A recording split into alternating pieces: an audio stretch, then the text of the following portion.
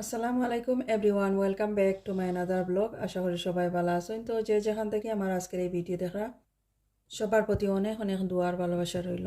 এই তো নতুন একটা রেসিপি নিয়ে আইলাম, আশা করি সবার ভালো লাগবো। আর আজকের রেসিপি শেয়ার করবো কীভাবে চিকেন টিক্কা আমি ঘরের মাঝে তৈরি করি, হোমমেড চিকেন টিক্কা। তো চিকেন টিক্কা সাধারণত ব্রেস্টর মাংস দিয়ে করা হয়। তো আমি আজকে চিকেন লেগ আর তাই এই যে লম্বা বড় পিস যেটা রানের পিস এগুলা নিছি আর স্কিন লাগাইল নিছি, কারণ আমার ঘরে সবাই বালা পাইন স্কিন লাগাইল থাকলে, চামড়াটা থাকলে আর খাইতেও টেস্টি হয়। আর যদি স্কিন অফ করা লাগে তাহলে স্কিনটা ফালাই দিলেও শুধু এইভাবে করিয়া নিলেও হয়। আর চিকেন টিক্কা তৈরি করতে যে কোনো পিসও নেওয়া যায় মুরগির। তো আমি এরকম লেগার তাই নিছি। তো এগুলা দইয়া পরিষ্কার করিয়া নিছি। আর এই যে খাটা খাটা একটু গাঢ়ভাবে ডিপলি এগুলা একটু একটু খাটা খাটা দিয়া নিছি, 3-4টা করিয়া। আর নিচের দিকটাও আমি ভালো করে পরিষ্কার করিয়া নিছি। এখানে মাঝে ফ্যাট আছিল, ফ্যাটগুলাও কাটিয়া নিছি। এখানে মাঝে ময়লা আছিল, সব কিছু আমি কাটিয়া নিছি। কাটিয়া তারপরে দইয়া পরিষ্কার করে পানি জড়াইয়া নিছি। তো এখানে মাঝে 7 পিস আছে। 7 পিস আজকে আমি করবো, মারানেট করবো এখন। আর মারানেট করার লাগে কিতা কিতা লাগে এগুলো এখন শেয়ার করবো। চিকেন টিক্কা তৈরি করার লাগে প্রথমে আমি 1 প্যাকেট চিকেন টিক্কা মশলা যেগুলো আছে এগুলা দিয়ার এখন 50 গ্রাম আছে এখানের মাঝে।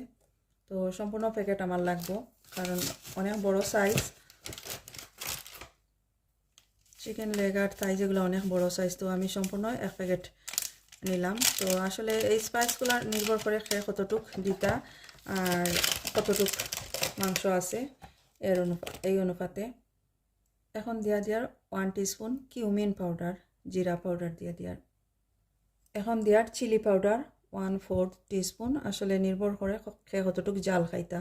অলরেডি এই পাউডারের মাঝে স্পাইস আছে, তারপরেও আমি হাফ টিস্পুন না 1/4 টিস্পুন দিয়া দিলাম।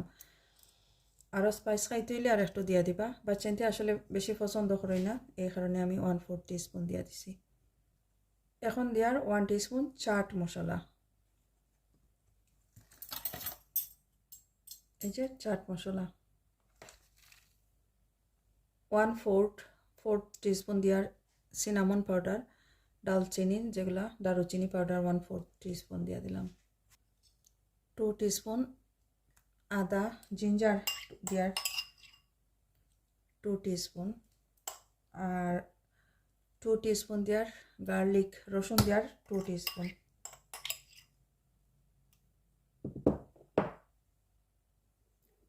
এখন হোয়াইট পেপার দিয়ার, ব্ল্যাক পেপার থাকলেও দেওয়া যায়, 1/4 টিস্পুনের মতো আমি এগুলো দিয়ার।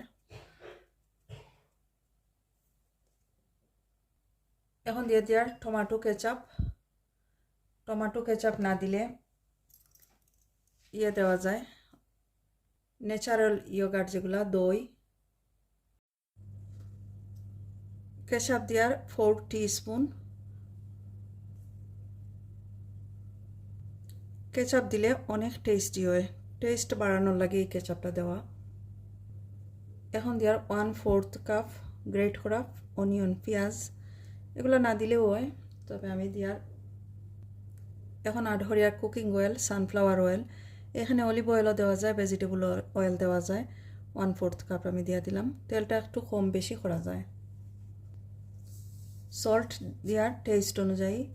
কেচাপ আর টিক্কা মশলার মাঝে অলরেডি সল্ট আছে, তো আমি টেস্ট অনুযায়ী দিয়া দিলাম। এখন দিয়ার lemon juice, fresh lemon juice দেওয়া যায়। তো আমার কাছে রেডিমেড আছে, যেগুলা রেডি করা আছে এগুলা দিয়ার। এখানের মাঝে আমি 2 টেবিল স্পুন দিয়ার আন্দাজ করে 2 টেবিল স্পুন দিয়া দিলাম। তো সব কিছু আমি ভালো করে মিক্স করে নিয়ার। আর এই যেসব মশলা দিছি সবগুলা না দিলেও শুধু যে টিক্কা মশলা এগুলার অল্প কিছু কেচাপ লেবুর রস দিয়া ভালো করে মিক্স করিয়াও ম্যারিনেট করা যায়। আমি টেস্ট বাড়ানোর লাগি এক্সট্রা যে মশলাগুলো আছে এগুলা দিয়া দিলাম। তো ভালো করে আমি মিক্স করে নিয়ার। এখন সব কিছু ভালো করে মিক্স করা হয়ে গেছে। একটা করে চিকেন লেগ এভাবে মশলার সাথে মাখাইয়া নিব।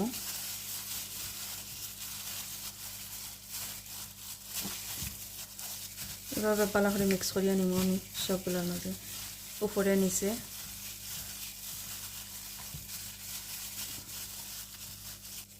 এই তো একটা পিস রেডি হয়ে গেছে। তো আর একটা পিসও আমি এইভাবে করিয়া নিয়ে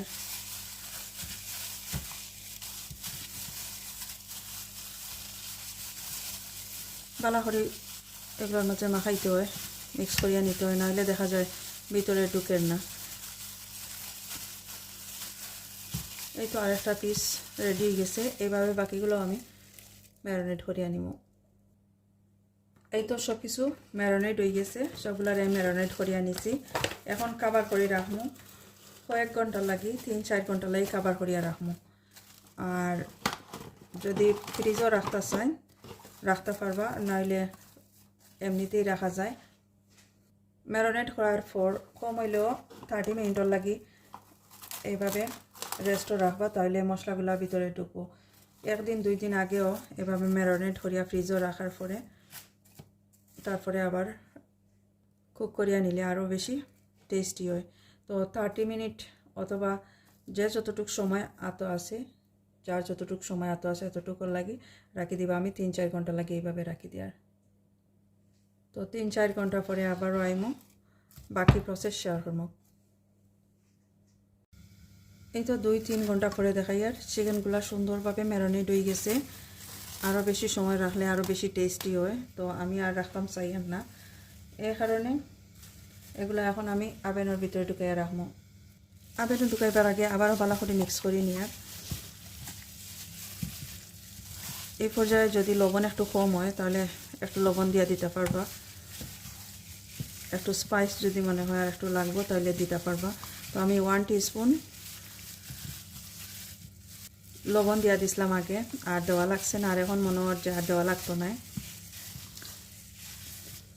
এগুলা এনাফ আছে। তো সবগুলা চিকেন এখানের মাঝে জাগো হইতো না, তো আমি অন্য একটা ট্রের মাঝে করিয়া নিব। বাকিগুলা যেগুলা জাগো হইতো না এগুলো অন্য একটা ট্রের মাঝে দিয়া দিব। আর এই ট্রের মাঝে যতটুকু জায়গা হইব ততটুকু এখানের মাঝে রাখি দিব।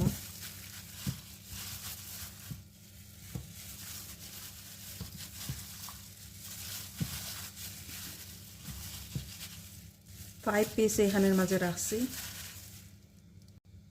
এখন এই ট্রে আমি আভেনের মাঝে রাখবো, আর সাইড আমি ক্লিন করে নিছি। এই তো আভেনের মাঝে রাখছি। তো 1 আওয়ার 10 মিনিট রাখবো, আর 2-একবার আমি উল্টাইয়া দিব যাতে ভালো করে উপর আর নিচ কুক হয়ে যায়। তো প্রিহিটেড আভেন আছে, 10 মিনিট আগে আমি প্রিহিট করিয়া রাখছি। তো 1 আওয়ার পরে দেখাইমু কীরকম হয়েছে। এই যে আরও কিছু চিকেন রয়ে গেছে, আমি এই একটা ট্রের মাঝে দিয়ার এখানে আরও কিছু চিকেন হয়ে গেছে, এগুলো দিয়ে আভেনও দিয়া দিমু। আর এই পর্যায়ে আভেনও না দিলে এই পর্যায়ে আবার ফ্রোজেন করিয়া রাখা যাইব, যে কোনো সময় বাইর করিয়া আবার ডিফ্রোস্ট করিয়া আভেনও দিয়া কুক করা যাইব। এই তো চিকেনগুলো আমি বাইর করিয়া আনছি ওভেন থেকে। এখন প্রায় 1 আওয়ার 20 মিনিট আমি ওভেনের ভিতরে রাখছি, আর দুইটা সাইড ভালো করে পারফেক্টলি কুক হয়ে গেছে। তো আমি 1 আওয়ার 20 মিনিট গ্যাস মার্ক 6ও দিয়া রাখছি। অলরেডি 10 মিনিট আগে আমি প্রিহিটেড করিয়া রাখছিলাম আমার ওভেনটা।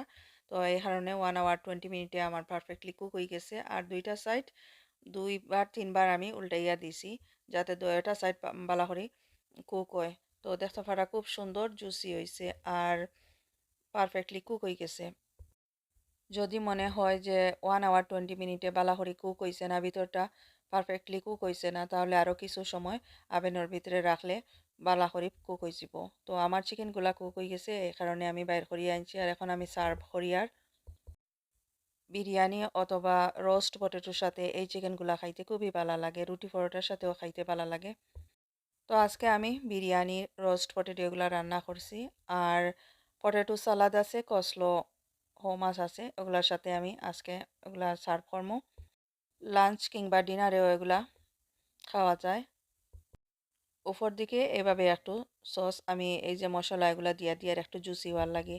তো যদি ভালো লাগে আমার আজকের এই recipe, please please like and share দিবা, আর কমেন্ট করবা। সুন্দর সুন্দর কমেন্ট আমার কাছে খুবই ভালো লাগে।